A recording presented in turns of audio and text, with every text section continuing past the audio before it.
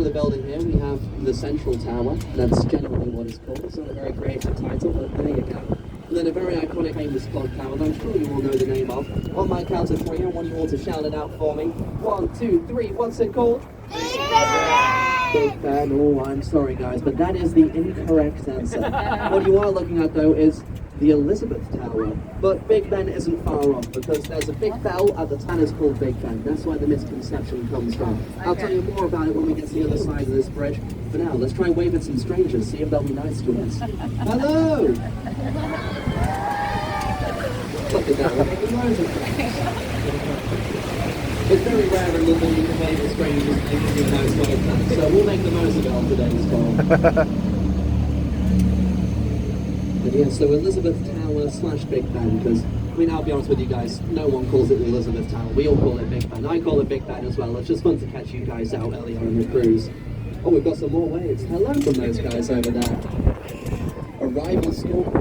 Show them who's boss. Now, they wish they had a boat cruise today. You guys are winning at life. Now, Big Ben over there, it's a very new version. We've actually only had that tower there since 2022. They recently did it up and completely refurbished the tower. So you are looking at a brand new version of it over there. Hence why it looks so nice compared to some of the other bits of the building close to it. And they worked very, very hard making that thing look as nice as it does. I mean, they worked absolutely tirelessly because, oh, let's face it, we're working around the clock. You know, a few cents right to the back. I made that joke in the last tour and they said it was really familiar. Now, your patience is slowly ticking over. Get ready guys, long cruising. Now, to our right hand side here, we're passing another very iconic landmark and, I mean, let's face it, they pay my wages. I'm contractually obliged to advertise it to you guys out of every tour. What you're looking at here is, of course, not just the London Eye, but the lastminute.com London Eye. That's right, lastminute.com. Just like booking.com, but for the more irresponsible among us. It's the tallest observation wall in all of the world, 135 metres tall. It was first built to commemorate the millennium all the way back to the year 2000. And since opening day, 24 years ago, it has become a bit of a home to romance over the years. It is said that since opening day, we have had over 6,000 marriage proposals on board the London Eye. And there's been 14 rejections in that 6,000. But just as a warning to you guys, just be very sure of your answer, because if you do get rejected on the London Eye, it takes half an hour to complete a reservation. And, well, you wouldn't just be locked in there with the person that rejected you, but also a public audience that just witnessed the whole thing. So you just be sure of your answers. Now, ahead of us here, we're about to go under 2 pedestrian bridges and 1 railway bridge in the centre of them, so a good fix here. We're just going to hope everyone's on good behaviour, because we've had some pesky school kids, I'm sure you guys are well behaved, but they were up there waiting for us with a bunch of water balloons that they pelted out the boat. So do have your waterproofs at the ready, although it's pretty quiet. I'm sure these guys are quite friendly. So we show you guys 3, 2, 1, hello! Hello! Look at that, lovely stuff. Very wholesome there in London today. Alright, but that was one bridge of many. We have another one coming up. Are we ready to go again, guys? 3, 2, 1, big noise!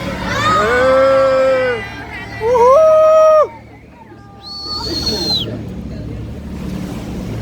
Nicely done, you guys. We're off to a good start.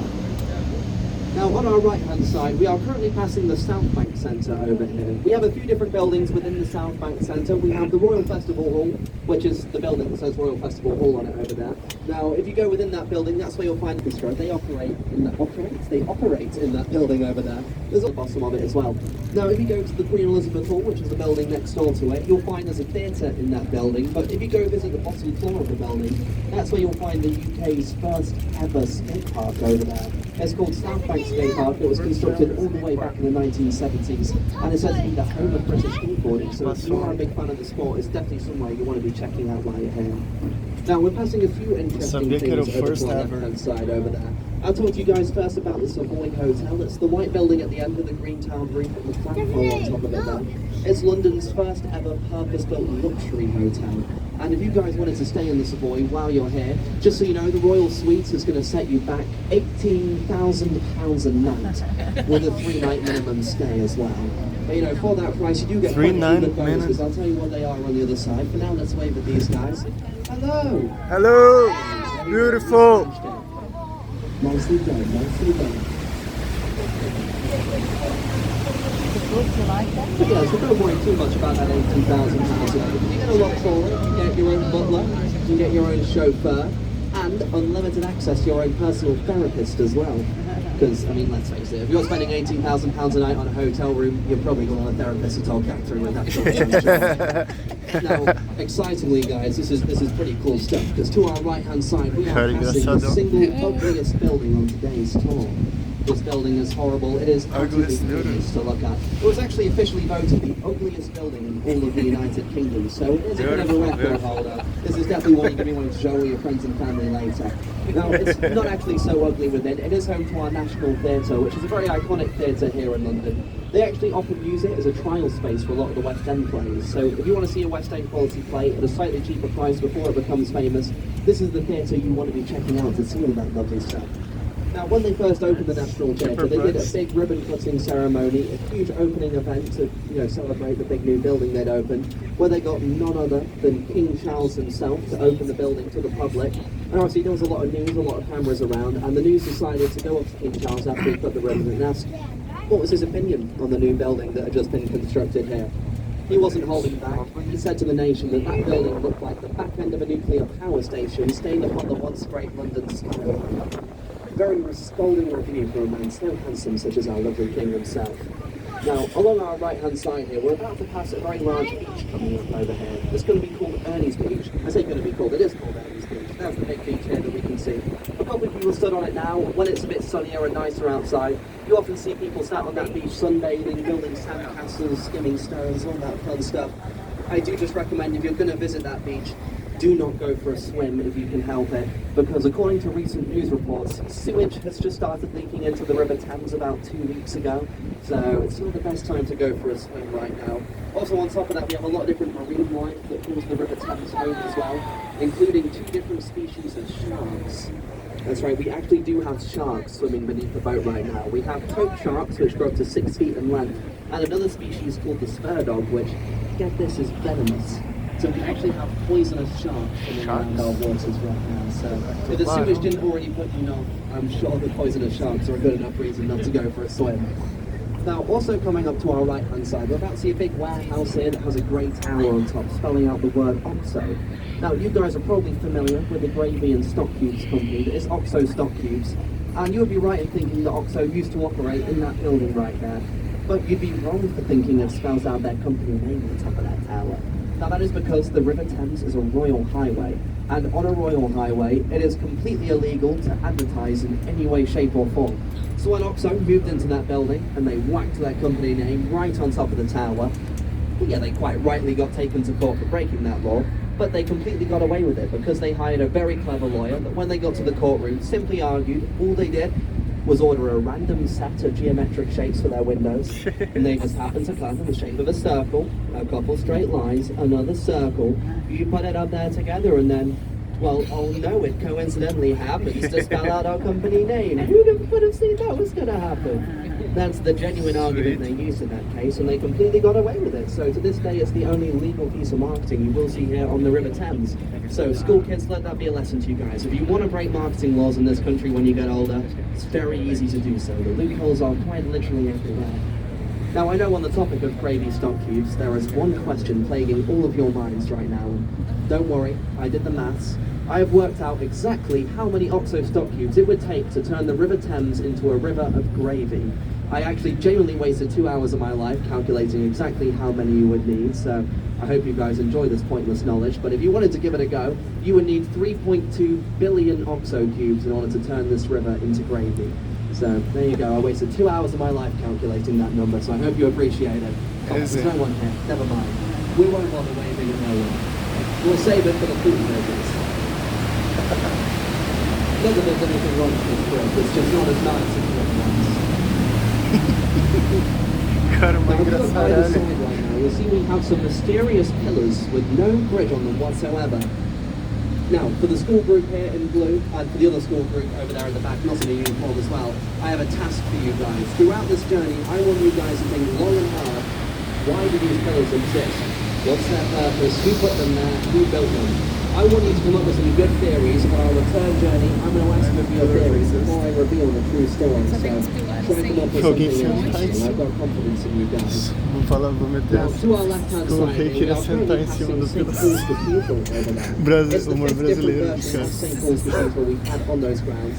The version before it famously was destroyed in the Great Fire of London back in 1666. And after it was destroyed, we wanted to get another one put up on the grounds. And we tasked an architect by the name of Sir Christopher Wren to come up with this design. It was completed in the early 1700s, and back in the early 1700s, there was a craze that was sweeping the nation. All of Great Britain was obsessed with one thing and one thing only. And that one thing we couldn't get enough of in this country was pineapples. We thought they were awesome. They were the coolest thing we'd ever seen. We thought they were so cool that the original design of this building actually had a pineapple right on top of the dome. But the church, they vetoed that decision. They turned around and said, no, Chris, that's very, very silly. We do not want a giant piece of fruit on top of our church. No one will take us seriously. So they went for the crucifix instead, but we weren't going down without a fight, and we fought to our absolute core to make sure that we got the pineapples we deserve. And if you look at those, we did it. We got our giant golden pineapples on there, so don't give up on the trees. You can get giant pineapples on buildings if you never give up. Now, hopefully we've got some good waves here. 3, 2, 1, let's make some noise for them. Ooh, they looked. Did they wave at the back? No? Yes, they did. Yes. We did it. Well done, guys. Now, to our right-hand side here, we are about to pass Shakespeare's The Globe Theatre. Oh, nice. Another very, very iconic theatre here on the riverside. I must add, though, this isn't the original Globe Theatre. This one's actually only been there since 1997. The original Globe was actually destroyed during Shakespeare's time. It was in the middle of a production of Henry VIII. Now, there's a very climactic scene in that play that's set to a thunderstorm. And Shakespeare knew he needed something very big and very impressive for that scene. And he wanted something really cool to mimic the sound of thunder. The thing he thought best to do that with was a live cannon in a wooden theatre with a thatched roof. You guys are clearly one step ahead of Shakespeare. It didn't end overly well, it was burnt down and completely destroyed, but hey, at least was living proof that Shakespeare's plays really do know how to bring the house down. But see, I told you, they get worse and worse. Now, straight ahead of us, it's unlikely we'll get any waves on this bridge because there's only one person up. Oh, there's 2 people. Okay, we can give it a good go. Now, we never really see many people on this bridge. We nickname it the Lonely Bridge on these tours for that reason. It sees the least footfall out of every bridge here in the city. Because, I mean, it connects nothing of interest on the south side to absolutely nothing of interest on the north side. Everyone you see on here today, they are definitely lost. Any waves, they're a cry for help. They have no idea where they are right now. Even Google Maps purposely avoids this bridge at all costs. It is truly that pointless. But, oh no, there's no one there. They all know better. They all know better. On the way back, we'll try. We'll give it a good go. It is quite the famous and iconic bridge though, even though nobody uses it. It has had a pretty well-known history. You guys have seen Mary Poppins, you know that iconic scene where she's flying over the bridge with the umbrella in hand. This is actually the very bridge they used for that scene. Again, no one's ever on it, so it's very easy to film on it, so you haven't really got to clear it much. And it's a lot prettier than the real London Bridge. You guys will see it shortly. It's a pretty ugly bridge, but an iconic one nonetheless. Now, to our right-hand side, we're about to pass a pub over here. Yusuf, something to remember for your birthday later on. I'm sure you're going to have a great time in the pub later on. Now, this is the Anchor Tavern. There's been a pub on these grounds for over 700 years. Wow. It's said that Shakespeare used to drink there. Charles Dickens wrote a lot of his famous tales in that pub. And the first ever version of the English dictionary was also written in that pub over a nice cold pint as well. So if you've ever wondered why the English language has so many confusing and annoying spellings, well, there you go. And that's what we covered by the time they finished writing that show. Now, coming up also on our right-hand side, we are about to see a genuine, real-life pirate ship coming up. That's right, a real pirate ship is coming up here. This is called the Golden Hind. It used to belong to Sir Francis Drake. Now, Francis Drake was a very successful pirate back in the day. Now, he was tasked with a very noble mission, a very noble cause. That noble cause was blowing up Spanish boats and stealing their gold. Nice. He was very, very good at this, as much as, you know, it's maybe not the best thing to do looking back at it. You know, as robbers go, he was pretty good. He managed to steal enough gold to repay the English foreign debts 3 times over. So successful that we actually just kept sending him on mission after mission to go do this. And on one of those missions, he was a bit fed up. He was a bit bored of it, you know. It's not fun to blow up other people's boats, and also you're getting shot at the whole time you do it. So he just decided, if I just set sail for 3 years straight, say I came back empty-handed, they're probably going to believe me. So he set out to test a theory, and he set off in a completely straight line and just kept on going and kept going until he came all the way back around and hit the UK again. In doing so, became the first ever English sailor to circumnavigate the globe. So there you go. If you don't want to shoot people, you can actually break records in the process. So it's definitely something to take advantage of if you want to consider it. Not shooting Spanish people. Don't do that. If you're considering that, please, I cannot stress enough. Do not do that. For the sailing, it's fine. You can do that. That's okay. Now, straight ahead of us, you guys have probably seen we now have a pretty iconic view coming up. Of course, it's the wonderful, the magnificent London Bridge! Yay! Don't think too quick, guys. It's right behind you. It's the horrible concrete one that just went under. Tower Bridge is the one we're approaching over there. But don't worry if you get those bridges muddled up, because honestly, everybody does. In fact, do you guys remember the band The Black Eyed Peas? Yes. Yeah, you guys know the Black Eyed Peas? You know Fergie, the singer in the Black Eyed Peas? Yeah. Well, Fergie, she later went solo, and in 2006, she released a single entitled London Bridge, where for the entirety of the music video, she's over there twerking away on Tower Bridge. Nice one, Fergie. Even Fergie doesn't know the difference. There's really no need to be embarrassed, you guys. Now, before we get to that bridge, we're going to pass a few interesting things. To our left-hand side, we've got a lot of very unusual skyscrapers over there. We have the walkie-talkie, we've got the cheese grater, the scalpel, and the gherkin. Those are all the genuine names of those buildings. See if you guys can work out which ones are which. Although actually, I'll tell you what, I'm going to give you one for free. The walkie-talkie is the one closest to us here. If you look at the very top of the building, you might spot there's a bunch of people on the balconies of it. They're visiting a thing called the Sky Gardens. Now that is a 100% free to go up viewing platform up there. Definitely something I recommend doing while you're here in London. It doesn't cost you a single penny to visit. It's definitely something you should do while you're here.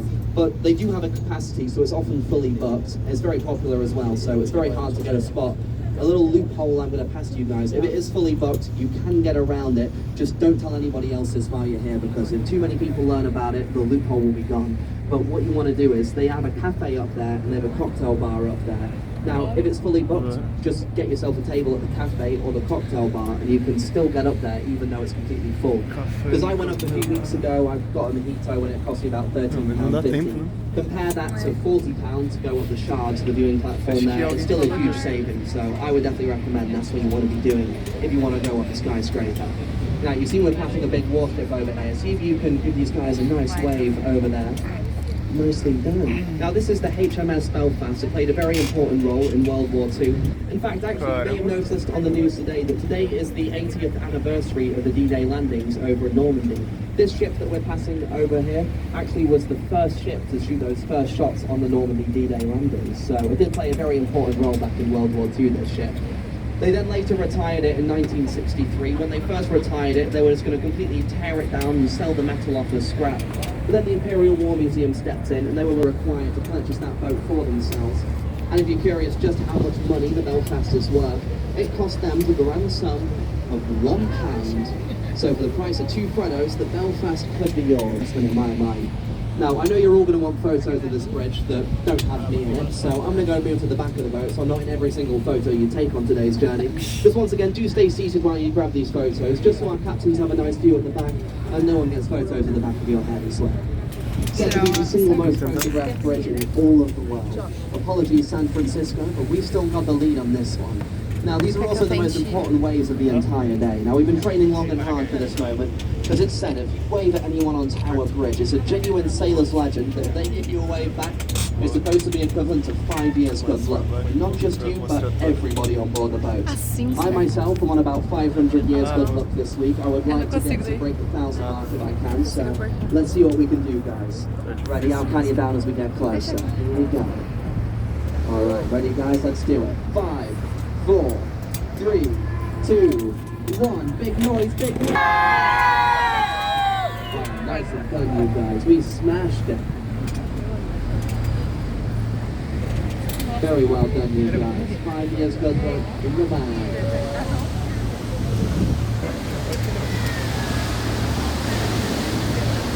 So there you go, 5 years. Don't forget to take good advantage of your good luck. Enter the lottery. Place a bet on the Euros, maybe not one for the kids to do that, but there we go, 5 years good luck, we got it. Now we're about to start turning around in a second. As we turn around, get ready, because you're going to get full panoramic shots of the bridge, so do keep your cameras ready, or it looks like the turning has commenced. This is the moment, guys. These are the best photos we'll get on today's tour. Apart from the photos of me earlier, of course, but you know, these ones will be up there. Now just make sure you use all the appropriate hashtags when you post these photos online later, of course. Hashtag Tower Bridge, not London Bridge. Hashtag Get It Right Fergie. And hashtag George is the best tour guide ever. That one's particularly trending at the moment. Now, you guys are probably aware that Tower Bridge is a drawbridge. In the middle there, it opens up in order to allow into the city. Now, obviously, quite regularly, we have traffic lights on either side to warn the cars not to drive over when it's opening. Now, they're not very good traffic lights because back in the 1950s, a bus driver by the name of Albert Gunter was driving his double-decker bus full of passengers over that bridge, and he didn't see the red light telling him to stop before he got onto it. So he drives into that middle section and then realizes that the ground underneath him is slowly beginning to rise upwards. He had a split-second decision to make in that moment when he's got a bus full of passengers. Either you reverse, hit the ground, or the tanks. Albert went for the second option. That was completely successful. He actually managed to clear the gap, landing safely on the other side. No passengers on board were harmed or injured in any way, shape or form. In fact, there was even a couple on board that were getting married the next year. They invited Albert to be the best man at their wedding, and he also drove them there in that very same double-decker bus. He's the only person in the bridge's history to ever manage to jump over it. Very impressive feat, and I'd be curious just how big the gap was that he jumped as well. It's 11.5 meters. So quite good from Albert Gunter. Now, hopefully we can double our look up here, and actually no, there's no one there. Never mind, we'll stick with our 5 meters. It's still a pretty good amount of look to have.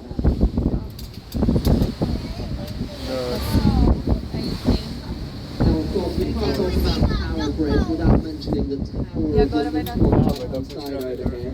A very iconic castle. It was first commissioned by William the Conqueror all the way back in 1066. Very, very old castle. It's been an infamous home for 40 years. If you look at this very front wall, you're actually going to see there's some writing that says entry to the Traitor's Gate over there.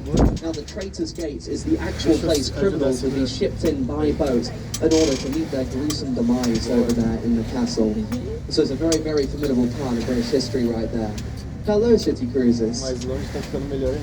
Now, what's really interesting is we passed that City Cruisers boat. If you look at the facial expressions of all the guests on City Cruisers, you'll notice they all look incredibly bored and depressed because they got ripped off, they picked a dodgy cruise. Congratulations, guys. You know how to spend your money wisely. Yeah. If you go around the Tower of London way and you want to learn more impressions, what I recommend you do is when you get in there, go look at the meat eaters. You'll recognise them from the gin bottles, the guys in the weird red costumes. They are real people who live and operate in that castle right now. They're the king's personal bodyguards. And as someone living in that castle, they are completely obliged to talk and keep it free of charge when you do go up there.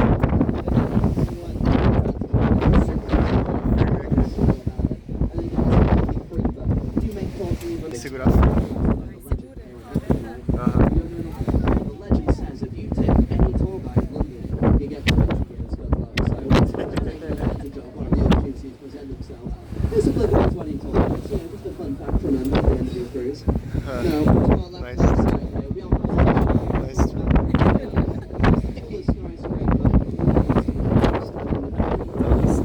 Now, interestingly, it is the absolute tallest we are allowed to build here in London. You'll probably notice that the aeroplanes fly low over this part of the city, and for that reason, air traffic control states that any taller than that height will actually get in the way of all the aeroplanes. So for every roommates, that is the tallest height in the city. Something like checking out, it does cost a lot of money, so it's up to you guys which one you do. The Shard is taller, but substantially more expensive, so it's up to you guys which ones you visit. Now, if we look very quickly at the gap between this building, we're going to see a very tall column with a gold dome on top of it. That's the monument built to commemorate the Great Fire of London.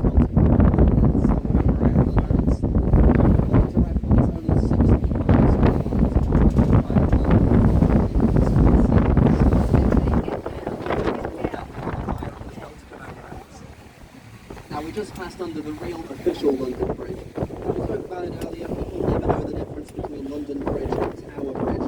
As you guys will know the nursery rhyme as well. London Bridge is falling down, falling down, falling down. It's a very, very true story. It's fallen down on lots of times throughout its history. Most recently in the 1960s, it was sinking across it down again. Now, we spotted it earlier. When we came up with a genius idea, we realised no one knows the difference between London Bridge and Tower Bridge. It was rotten, it's sinking, it's place anyways.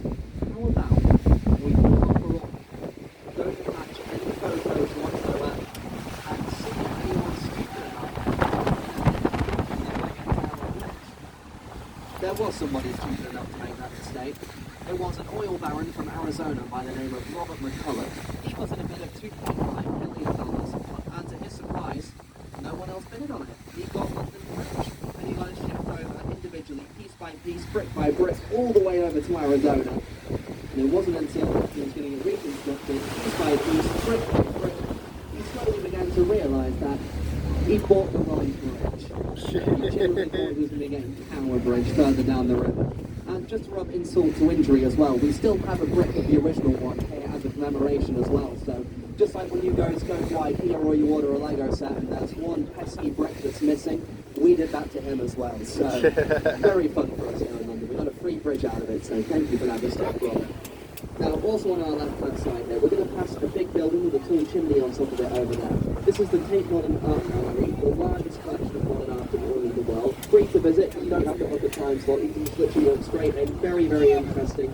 If you do find modern art isn't really your sort of thing, you know, it's a bit confusing, a little bit hard to understand, don't worry, because there's a cocktail bar on the top floor, and I can assure you guys, once you sank enough cocktails, the modern art makes much more sense afterwards. So that's the way I like it. Straight ahead of us and to our left-hand side, we have another unusual skyscraper stood all on its own over there. It's one of our newer additions to the skyline. It's called the 4-1 Blackfriars. But due to its unusual shape, no one calls it that. It gets its fair share of nicknames. To some, it's the cocktail shaker, the baby bump, the boomerang, or my personal favourite, the Kim Kardashian. You can probably work out why, given the shape. Building that the tree heated. Now, when they made that building, its first purpose was to provide affordable housing here on the riverfront for Londoners. By affordable housing, the cheapest apartment in that building is £8 million. If to you £8 million is an affordable apartment here in London. Once again, my name is George. I am single, so if you want to exchange numbers after the tour, something tells me we're going to have a great life together up there, so do come find me, please. Now, here we go. We're once again with these mysterious things. I hope you kids have got some good theories for now. Let's wave at these guys. I'll come for your theories in just a second. 3, 2, 1, hello! Hello. Oh, boo!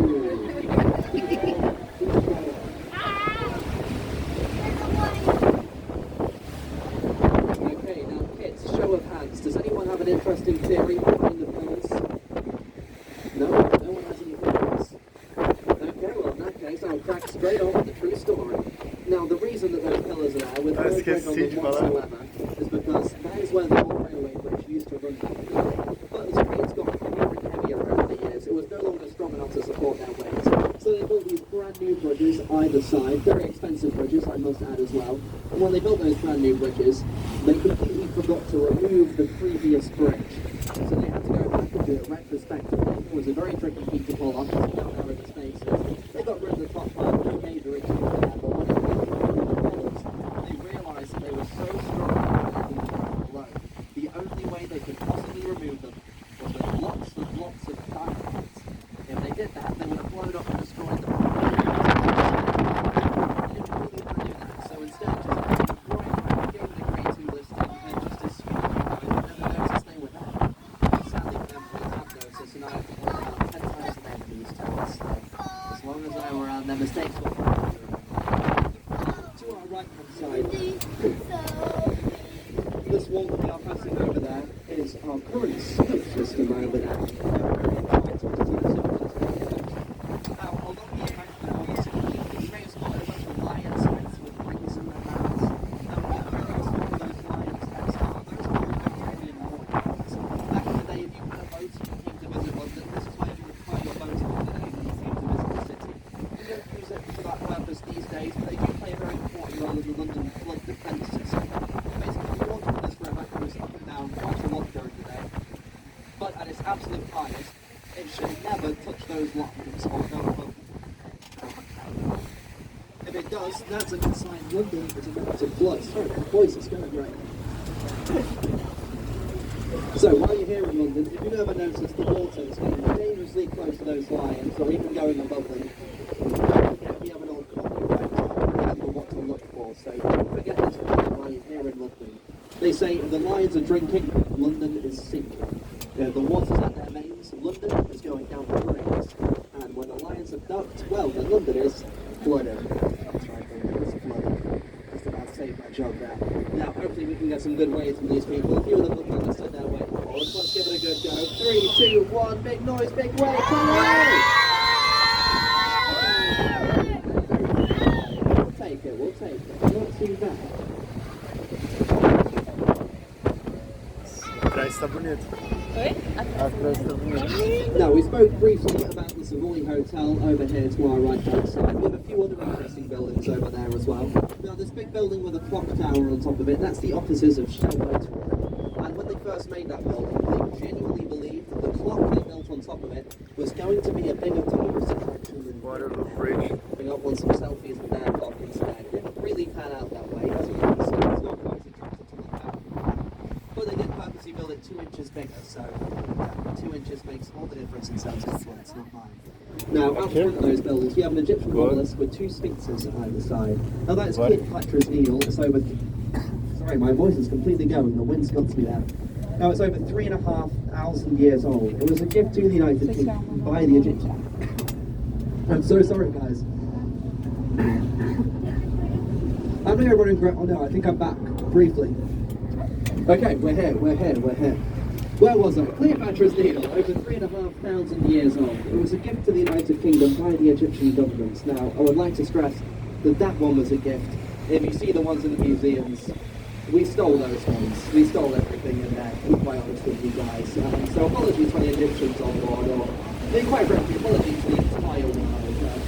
Yeah, a little bit of a dodgy one. We managed to steal the entire world in about a 300, 400 year span. We're pretty impressive. You know, a record that's still unbeaten to this day, but yeah, probably not the best one looking back at it. I mean, if you miss all the stuff I stole from you guys, they are free to visit in the museum, so you know, at least you don't have to pay to go see them again. But they don't seem very keen on giving them back for some reason. Yes, apologies on that. That entered our final section of the journey. Now that we're here, just a heads up, we don't have much time to clean the toilets on board in between tours. So from this point on the journey, the toilets are now closed. But when we pull into the pier, we have 3 toilets just straight at the end of the pier there in the bottom of the building. So just head straight over there. And we have time to talk about a couple of buildings. Now we're just behind this big gold eagle there to our right-hand side. That is the UK's Ministry of Defence. Now, the Ministry of Defence, they weren't very happy when they first found out the London Eye was going to get built right across the river from them, because they feared foreign spies were going to go on tours in the pods, armed with binoculars and telescopes, look through the windows the other side, and steal the British intelligence's very important classified secrets. They actually took the builders to court because they were so scared of this happening, but the case was thrown out within about 5 minutes when the judge turned around and simply explained to them that you're quite literally the Ministry of Defence. Just put up some curtains. And it's safe to say they gave in and put up some curtains in the end, and well, case closed, should I say. Curtains closed. Now I have one final about, and just a heads up, just before we start pulling into the pier and everything, this is the most important time for our captains to have a clear vision either side, and it can get very wobbly, so do everyone just make sure you stay in your seats for now. I'll let you know when it's safe to get up and exit. This is County Hall to our left hand side there, behind the London Eye. Now it's home to quite a few different attractions, London Dungeons, Shrek's Adventure, and Sea Life Aquarium as well. So if you want to visit any of those places but don't have tickets for them, just know your river cruise tickets gets you discounts on every single one of them. The discounts are valid for up to 90 days, so if you don't want to visit it but you've got friends and family coming down, you can just send them pictures of your tickets. They can pretend to be you when they order them. We won't know the difference, so it's a good little loophole you can use there. Just don't tell my boss I told you about that one, because you're obviously not supposed to, but I feel like we've got a good thing going here, guys, so, you know, just don't ruin it. Now also, if you go across to the gift shop or the customer service desk, they also do a same-day upgrade on the tickets, where if you want to visit any of those places, if it's just the river cruise ticket you're upgrading, it's £13 to visit any of those places, or if you're doing the London Eye and you upgrade that one, it's only a tenner. So if you want to see them on cheap, that's the way you want to do it. Now, just before we tie the boat up and dock, I just want to say a huge thank you to everybody that's joined us here today. Hope you've had fun and you've learned some interesting stuff along the way. If you have had fun with us today, my name is George. Feel free to drop my name in any reviews online, or there's a feedback machine on the pier as you exit. It's a great way to let my boss know I'm doing a somewhat decent job with you guys.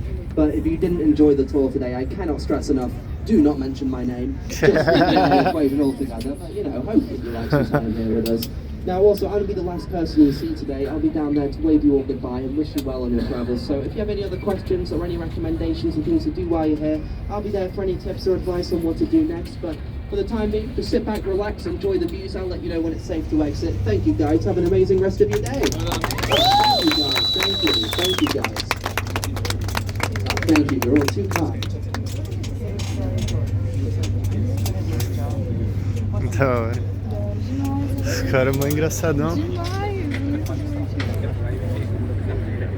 Yeah, I love the lighting. I love the building. If you like the buildings, that's good. Yeah, they also like the lighting. What was the best building? London. The best bridge that I liked was London Bridge. London Bridge or Tower Bridge? London. I don't know. Do you want the big one? And good news, everybody. It's now officially safe to make